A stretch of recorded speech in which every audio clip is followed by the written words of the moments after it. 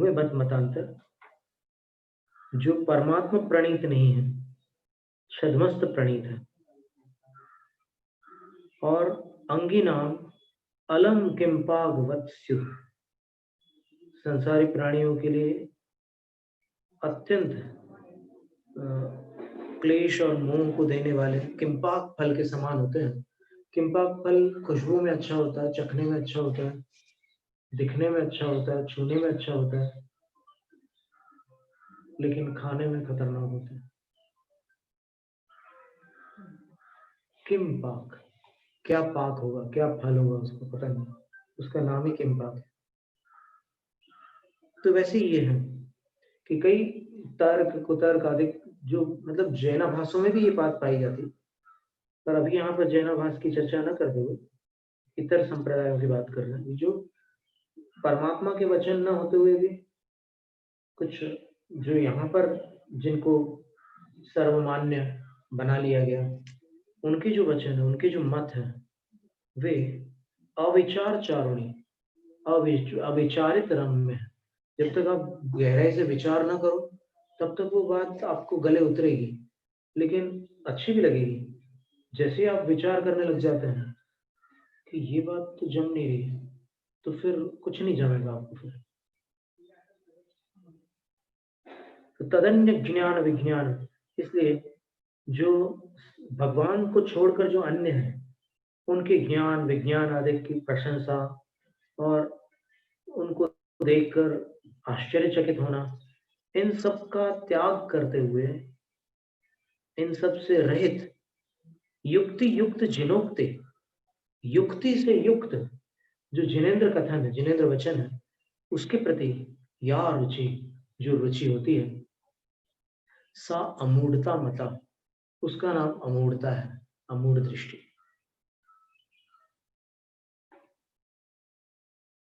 उपगूहन अंग का वर्णन, यद्वत् पुत्र कृतं दोषम यत्नान माता निगूहति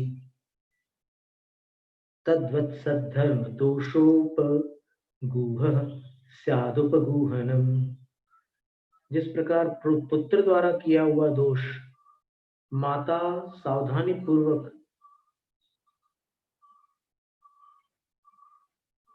गुप्त कर लेती है, छुपा लेती है, तद्वत उसी प्रकार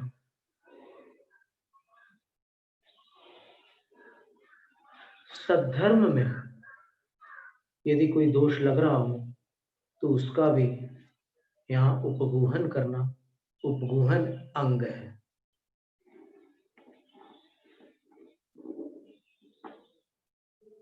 अब सद्धर्म में जो दोष है वो सद्धर्म को अपनाने वालों के माध्यम से लगता है। दोष दो कारण से लगते हैं।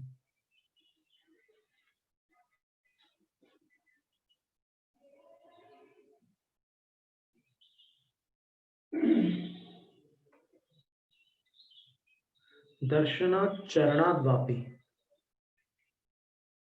या बताएगा ये श्लोक नंबर, अभी श्लोक नंबर 60 पर आ गए अपन। 60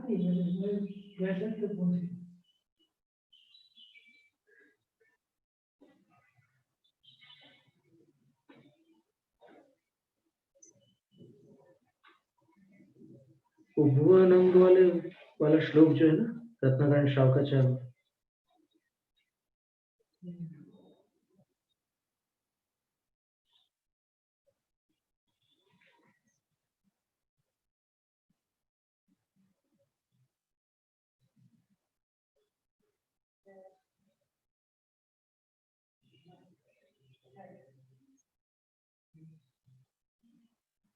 कितनी बड़ी बात बताई हमारे। किसी धर्म के ज्ञान विज्ञान संबंधी भाई चमत्कार को देखकर उसकी प्रशंसा व आश्चर्य आदि नहीं करना। जैन धर्म ही युक्तियों से सहित है, उसमें निरूपित तत्व युक्ति सहित है, ऐसा विचार कर सत्ता से विचलित नहीं होना, ये अमूर्त दृष्टि है। बिल्कुल ठीक है। ये श्लोक काल धर्म का है। चमत्कार कर रहे हैं। स्वयं शुद्धस्य मार्गस्य बाला शक्तजनाश्रयां वाच्यतां यत् प्रमार्जन्ति तद् वदन्त्युपगूहनम्। ये जो धर्म की बदनामी वाली स्थिति आती है वो अज्ञानियों के कारण भी आती है और असमर्थ जनों के द्वारा भी आती है। तो जो असमर्थ है, चर्या को पालने में समर्थ नहीं है, उनको शिथिलाचारी कहते हैं। और जिनके पास ज्ञान नहीं है वो कोई ऐसी प्रवृत्ति कर रहे हैं जिससे धर्म की बदनामी हो रही है, तो वो दोष जो है वो अज्ञान जनित है। तो इन दो कारणों से धर्म बदनाम होता है। ज्ञान नहीं है और फिर आप दुनिया को संभालने लग गए या सबको समझाने बैठ गए, सबको आप मार्गदर्शक बन गए सबके, तब बड़ी समस्या होती है। और जो साधारण जनता है वो वाक चातुर्य को भी ज्ञान मान लेती है। बोलने की जो चतुराई होती है ना, अब 2-4 महीने ट्रेनिंग दे दो किसी को बोलने की तो वो लच्छेदार शब्दों में आपको मंत्रमुग्ध कर देगा, पर ज्ञान वास्तव में वो नहीं है। वो तो वक्तृत्व कला मात्र है। तो वो तो कोई भी मंच पर आकर के पब्लिक को संभालने वाले लोग रहते हैं, उनके पास होती है। कोई भी ऑरेटर के पास, नेताओं के पास, कई लोगों के पास होती है वो कला। तो वो ज्ञान की पहचान नहीं है। बात कर ही नहीं सकता। और आचार्य महाराज ने, विद्यासागर महाराज ने कहा था कि भीड़ को सीधी करने से ज्ञान ही नहीं हो जाता और रीढ़ को सीधी कर लेने से ध्यान ही नहीं हो जाता।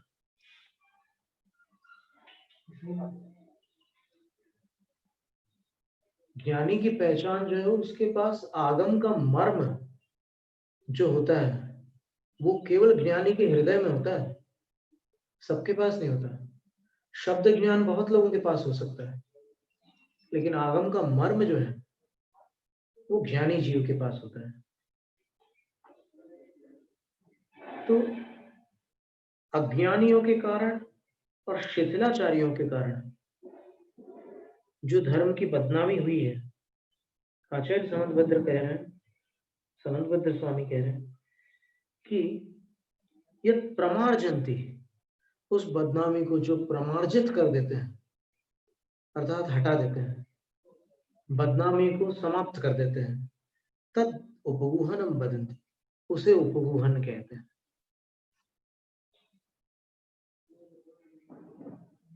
सिकंदर ने क्या किया? सब बात दुनिया के सब लोग में किसी को कर दिया, अपने अधीन कर दिया। फिर लास्ट में क्या बोलते गया? कुछ नहीं। फिर दुनिया कर देखे, दुनिया को कभी वो कर ही नहीं पाए। कल्याण मुनि थे।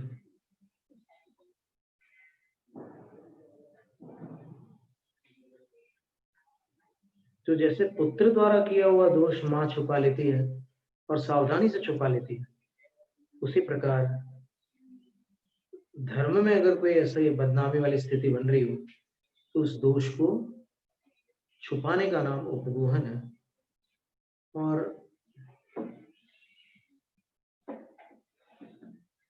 मुसलमान कहते हैं, इसमें एक प्रश्न आता है, जैसे कई लोग पूछते हैं कि ठीक है आपने किसी की गलती को दबा दिया, छुपा लिया, लेकिन उससे क्या उसका भला होगा क्या जिसकी गलती आप छुपा रहे हो?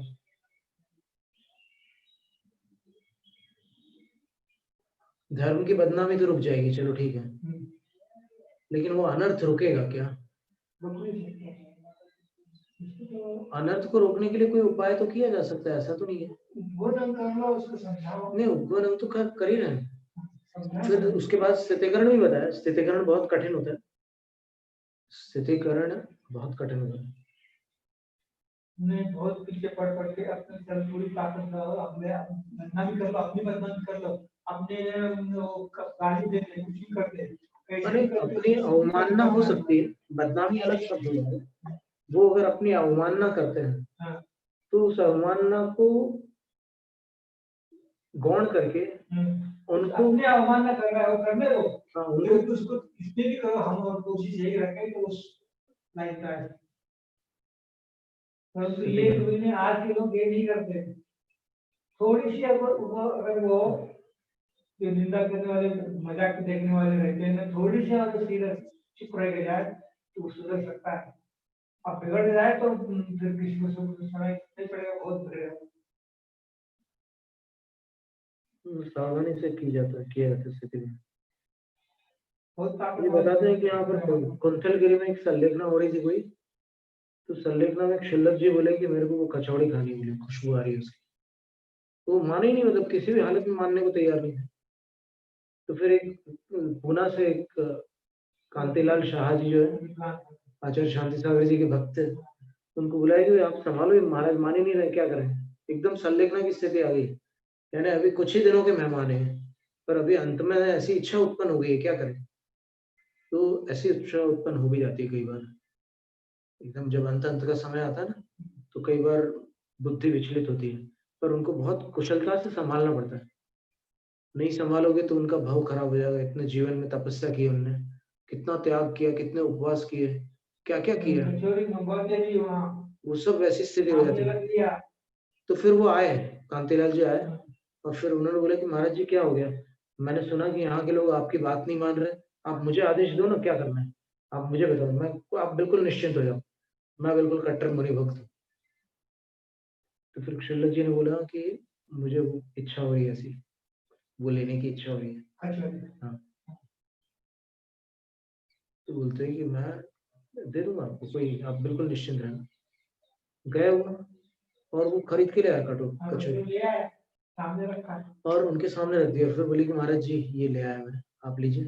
बोले कि मैं उठूंगा तब देना, बोले आहार के लिए। तो फिर वो बोलते हैं शांतिलाल, कांतिलाल जी, कि आप पड़गहन में आओगे तो फिर मैं ये कैसे दूंगा, बोले क्यों, क्या हो गया। तो बोले मन वचन काय शुद्धि और आहार जल शुद्धि है, तो इसकी शुद्धि मैं कैसे बोलूंगा। ये महाराज से पूछा, आप मेरे को उपाय बताओ तो फिर मैं वो भी कर दूंगा, बोले। फिर महाराज ऐसे सोच में पड़ गए कि मैंने तो जीवन भर कभी अशुद्ध खाया नहीं है, और अभी पता नहीं संलेखना में मेरी कैसी बुद्धि हो गई। तो एकदम ऐसे कान पकड़ते हैं और एकदम उनको आत्मग्लानि होती है। बोलते हैं कि तुमने मुझे बचा लिया, बोले मैं तो अनर्थ करने वाला था, मेरे को कुछ नहीं लेना, बोले। और फिर उनकी अच्छे से संलेखना होगी। तो ऐसा होता है क्या है कि यहाँ देखो माँ का उदाहरण दिया उन्होंने, कितनी अच्छी बात है। आचार्य वीरानंदी महाराज ने आचार्य का उदाहरण नहीं दिया है, माँ का उदाहरण दिया है। तो वो जैसे माँ अपने बेटे को संभालती है, वैसे एक धर्मात्मा दूसरे धर्मात्मा को संभालता है। आप घृणा और फिर ये जहर फैलाने से क्या है कि ये धर्म शासन कैसे चलेगा। घृणा उत्पन्न करने से, और फिर आप बोले कि अगर ऐसा कर रहे हैं तो कपड़े पहना दो, बोले घर भेज दूंगा। ये कहाँ से बोल रहे हो आप, कौन सा, क्या आधार, क्या है, आप कैसे बोल सकते हो कि उनको कपड़े पहना दो और घर भेज दो, कैसे बोल सकते हो आप।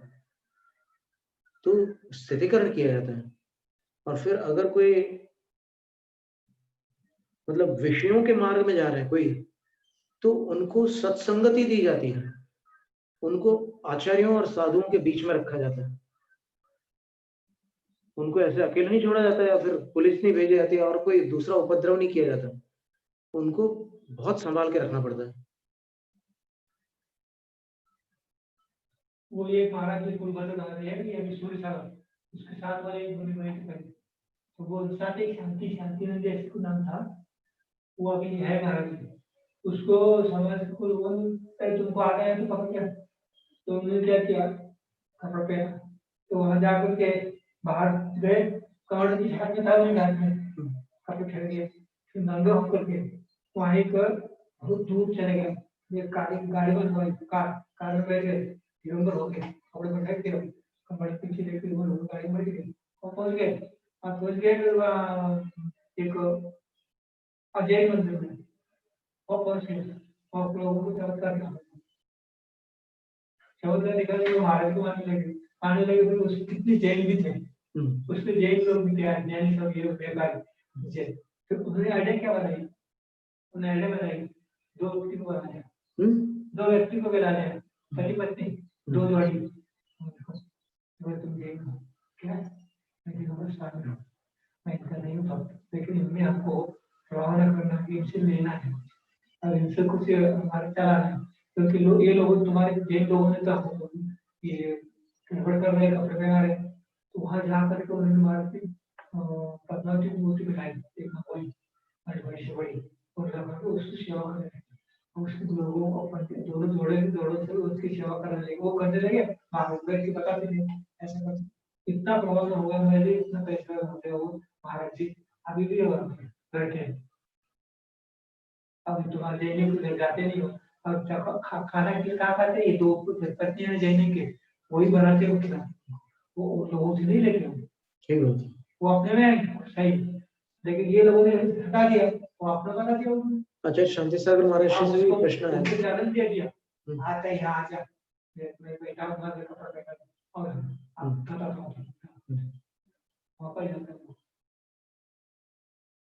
हम लोगों तो आप मंदिर बनाए, पद्मावती मंदिर कर रहे हैं चमत्कार, ये सब क्या है महाराज जी, ये सुधारना का ये करते हैं नहीं, ऐसे सुधारना होनी चाहिए, सुधारने का उपाय करना चाहिए, मार्ग तो ये है कि सुधारने का उपाय करो, कैसे भी करो उसका सुधार करना पड़ेगा, और आपसे नहीं बनता तो फिर आप उनका दुष्प्रचार मत करो, ऐसा आचार्य शांति सागर महाराज ने कहा है कि दुष्प्रचार नहीं करना, उससे धर्म बदनाम होगा।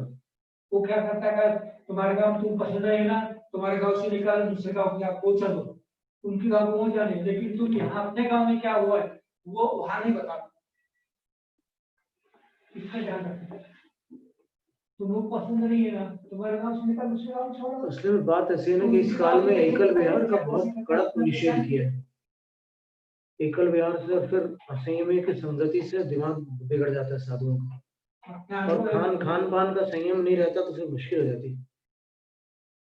अगर क्या है कि एक बार भोजन लेना और एक बार भोजन लेंगे और फिर ऐसी कोई चीज ले लेंगे जो इंद्रियों को उत्तेजित करने वाली हो, तो फिर दिमाग वश में कैसे होगा, मन कैसे वश में होगा। तो इसलिए चतुर्थ काल में बताते हैं कि दीक्षा के बाद 12 साल रहना होता है गुरु के साथ, 12 साल गुरु के साथ रहो, अध्ययन करो अच्छे से, फिर गुरु अनुमति दे कि तुम प्रभावना के लिए किसी कारण से जाओ, तब जाने का होता है, गुरु की अनुज्ञा पूर्वक जाते हैं।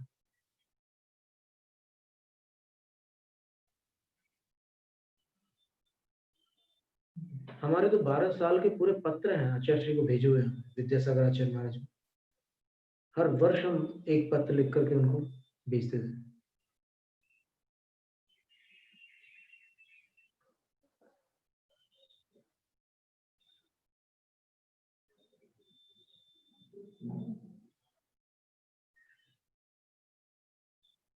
तो इस तरह के उपगुण अंग का वर्णन था।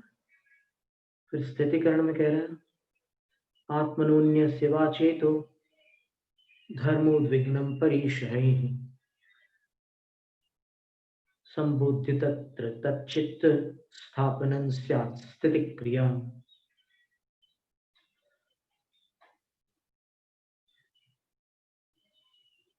आत्मनः चेत अन्यस्य चेतो वा, अपना चेतस अथवा अन्य का मन धर्म से उद्विग्न हो गया, क्यों, परिशय, कष्ट इतने आ गए कि धर्म में मन स्थिर नहीं हो पा रहा है, तो ऐसी स्थिति में तत्र वहां जाकर संबोधन देकर तच्चित्त स्थापनम, मन को वही धर्म में स्थापित कराना, स्थिति क्रिया से, स्थितिकरण की क्रिया होती है, और हो जाता है, समझाने से कई बार समझ में आ जाती बात।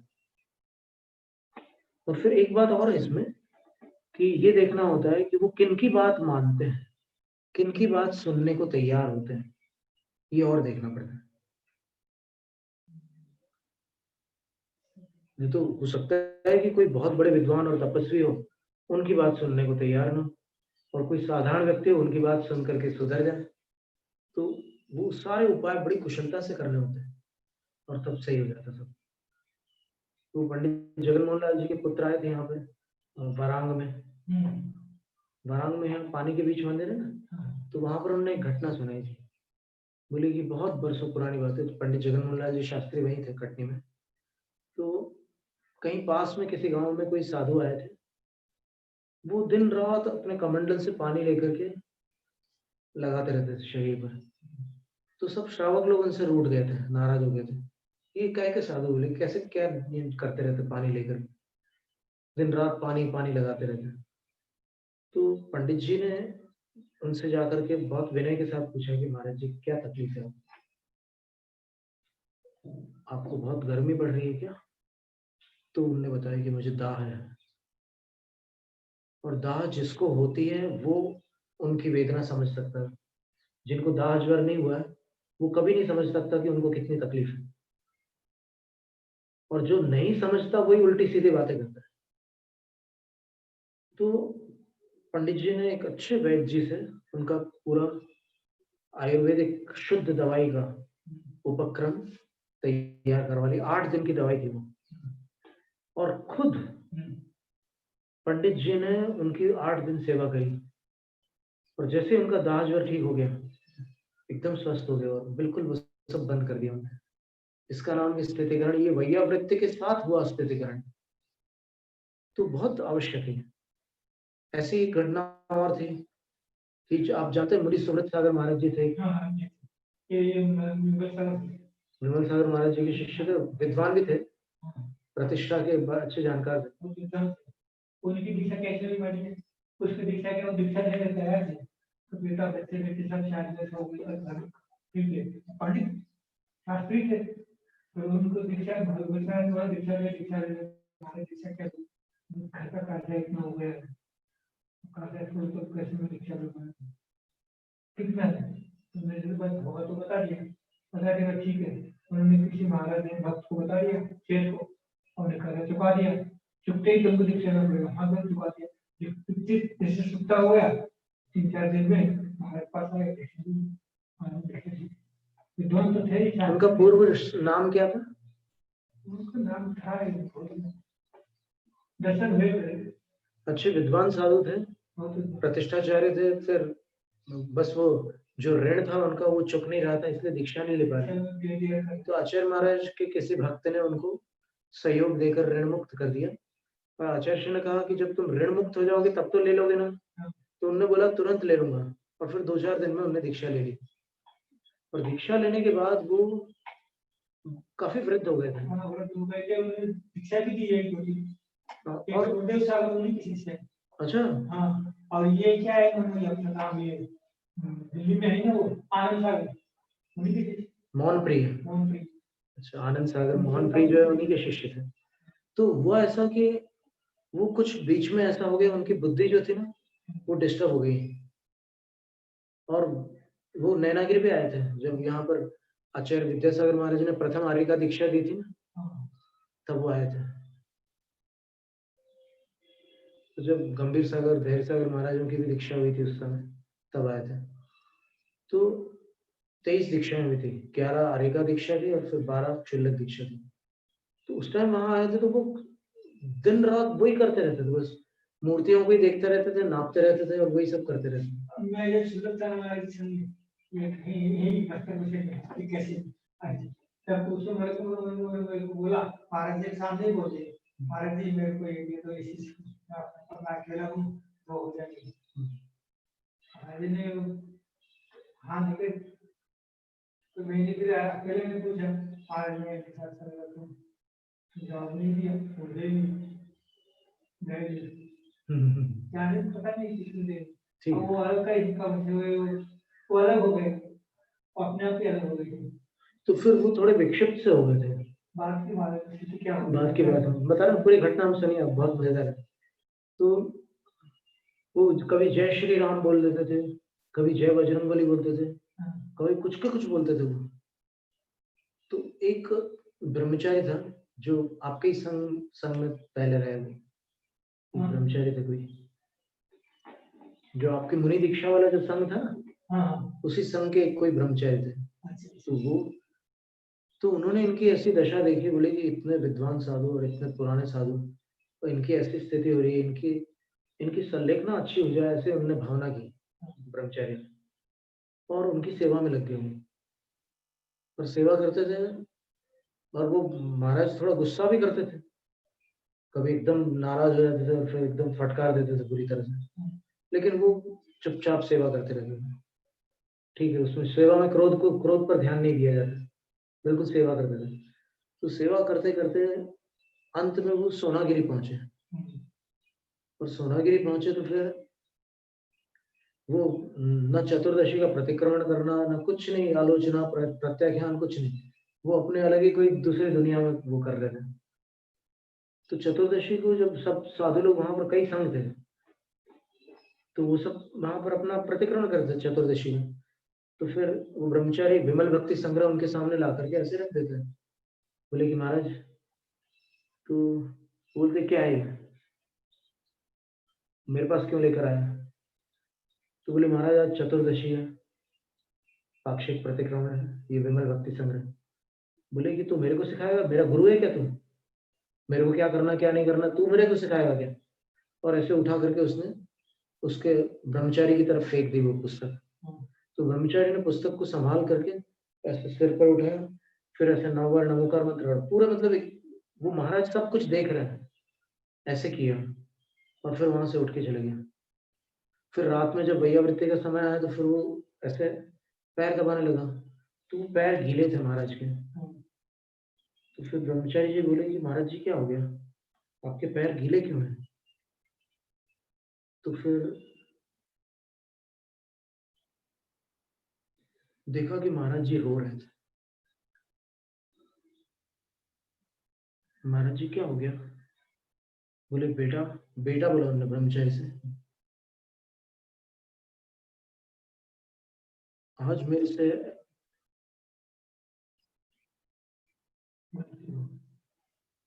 मतलब एक ऐसा अनर्थ हो गया है जिस अनर्थ का पाप कभी छूट नहीं सकता।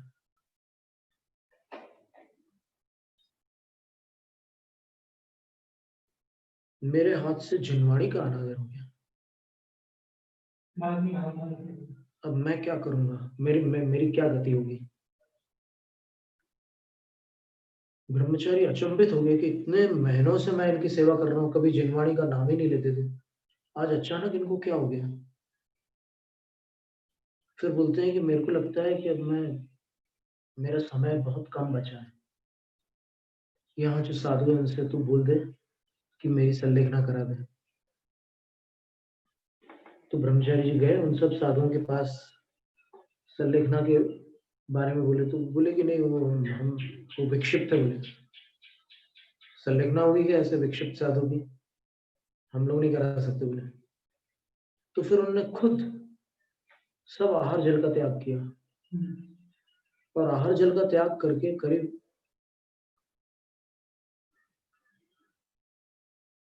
कितने, लगभग 60 घंटे करीब उन्होंने ऐसे निकाले पूरे। और तब फिर उन आचार्यों को लगा कि नहीं, अब इनमें कुछ अंतर आ गया है। फिर जब आए वो, तो उन्होंने विधिवत पूरी वो वंदना की उन आचार्यों की और मुनियों की, और तब उनको लगा कि नहीं, अब ये ठीक हो गए। तो फिर उनकी चतुर्विद संघ के बीच में सब आ गए, पूरे व्यवस्थित संलेखना हो गई। एक मनुष्य जीवन बहुत दुर्लभ होता है, और यदि कोई साधु मार्ग पर आकर के भटकता है तो उसकी रक्षा करना महान पुण्य है, और निंदा करना उतना ही महान पाप है। बहुत बड़ी बात है।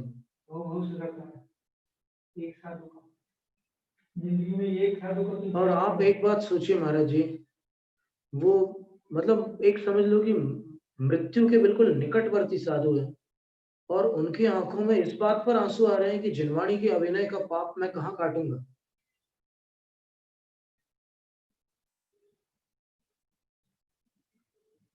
इससे बड़ा स्थितिग्रहण क्या हो सकता है? और यहाँ तो जिनवाणी की बात सुनकर के भी अवमानना, अवहेलना हो जाती है। कई लोग ऐसे भी हैं जो आगम की वाणी सुनाओ तो भी उसको नहीं, हम पूछ के बताएंगे। बोले किसको पूछ के बताओगे? ये तो साक्षात माँ कह रही है आपको, साक्षात भगवान की वाणी है। अब आप किसको पूछोगे कि ये सही है कि गलत है?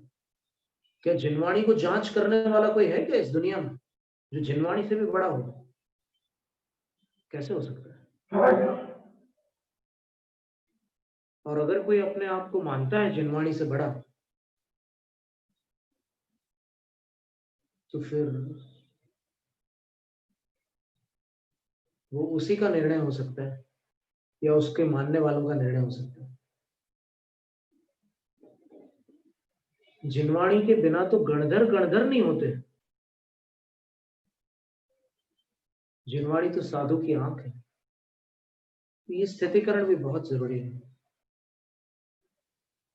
अब इसमें क्या है कि अपराध कई प्रकार से होते हैं। प्रमाद से भी होते हैं, अपनी दुर्बुद्धि से भी होते हैं।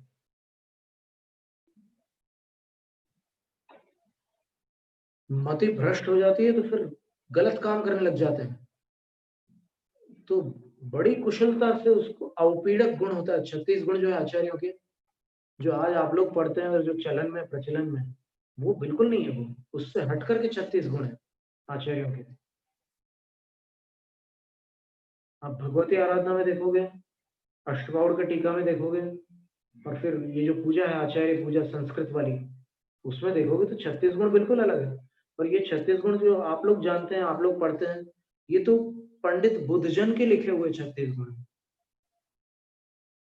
पंडित बुद्धजन वो एक कवि थे, मतलब गृहस्थ पंडित थे, उन्होंने 36 गुण लिख दिया तो उसको मान लिया सबने।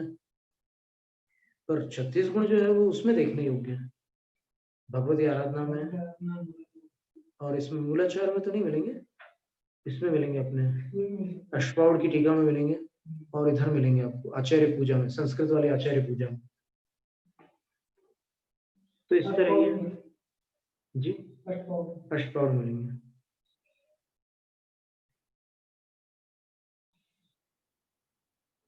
और फिर स्थितिकरण का उपाय बता रहे हैं कि कैसे स्थितिकरण करना। तन्नियोज्य यथाशक्ति धर्मे नूतनेतरान नरान।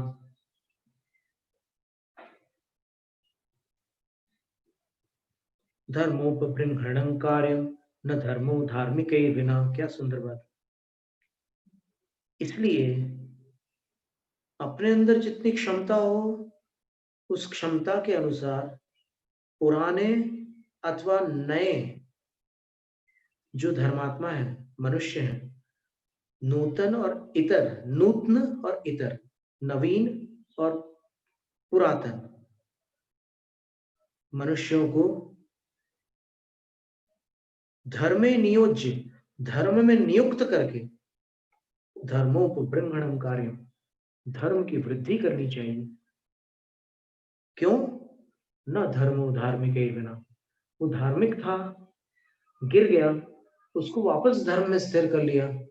धार्मिकों के बिना धर्म कहाँ जाएगा? धर्म कोई वायु में तो नहीं पाया जाता, किताबों में तो नहीं होता, किताबों में केवल वर्णन होता है, शास्त्रों में धर्म का वर्णन होता है। और वास्तव में तो धर्म धर्मात्मा के पास होता है। इसलिए धार्मिकों के बिना धर्म नहीं होता। यही कारण है कि हमेशा गिरते हुए को संभालना आवश्यक है।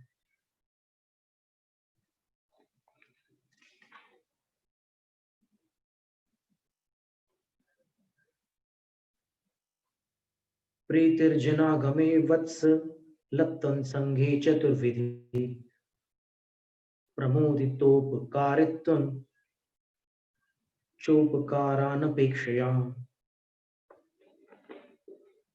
जिनागम के प्रति प्रीति का होना, 4 प्रकार के संघ के प्रति वात्सल्य होना, और